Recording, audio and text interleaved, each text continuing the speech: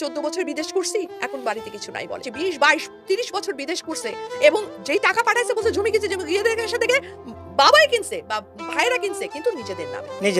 সে কিন্তু নিঃসহায়, অসহায়।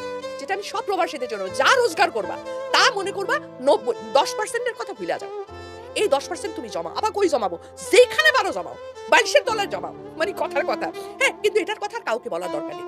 তুমি মনে করো তোমার এই 90 টাকা, তুমি 100 টাকা রোজগার করতে 10 টাকা তুমি জমাবা, 90 টাকা দিয়ে তুমি চলবা। তোমার বউ বাচ্চা 14 গোষ্ঠী সবাইকে এই 90 টাকার মধ্যেই থাকতে হবে।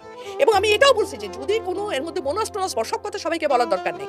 তোমার জীবনে তোমাকে তোমারই দেখতে হবে। ওই বোনাস টোনাসের টাকা থেকেও যতটুকু পারবা সরায় রাখো। এবং এই টাকাটা আমি বারবার বলেছি যে এই টাকাটা আমার, কিন্তু এইটা আছে বলার দরকার নেই কাউকে, ওটা তুমি জানবা, আর কারো জানার দরকার নেই।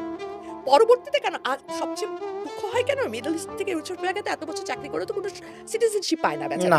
তো ওইটা আবার ফিরে আসতে হবে। আমি বলেছি যে সবচেয়ে ভালো হচ্ছে তখন নিজে এসে জমি কেনা, নিজে এসে একটা দোকান কেনা, নিজে এসে একটা বাড়ি তৈরি করা, নিজে ওই অমুক ভাই বলছে ওনার কথা নাও, নিজে যখন আসবা এসে থেকে করে বাড়ি ভাড়া দিয়ে থাকো, মানে এমন একটা নিজে সিদ্ধান্ত নিয়ে নিজের হাতে করে। এবং আমি আবারও প্রবাসীদের যেটা বলেছি, প্রবাসীরা কিন্তু বোকা কেন বলি, ওরা সহজ সরল, দেশের জন্য ওদের খুব মন কাঁদে। হ্যাঁ, এবং ওরা কিন্তু আমার কাছে মনে হয় দেশপ্রেমটা আমার চেয়ে ওদের অনেক বেশি।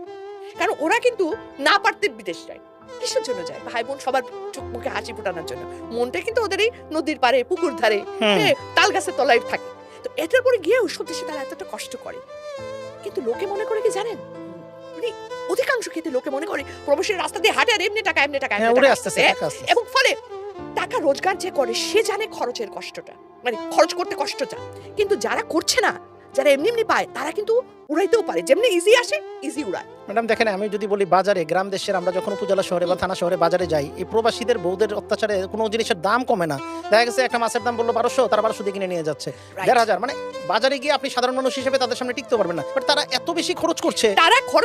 কারণ তারা তো রোজগার করছে না। জিনিসটা আবারও বলছি ভাই, আপনি যখন রোজগার করে সে জানে খরচের ইয়েটা।